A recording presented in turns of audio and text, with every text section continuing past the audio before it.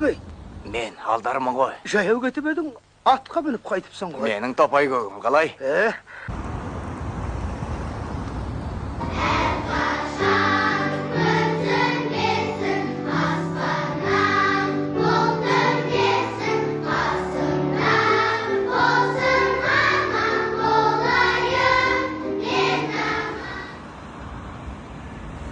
Үйге тапсырма ретінде беріледі, фортепиано пьесалар жазу керек, басқа шығармалар жазылу керек, әннен басқа.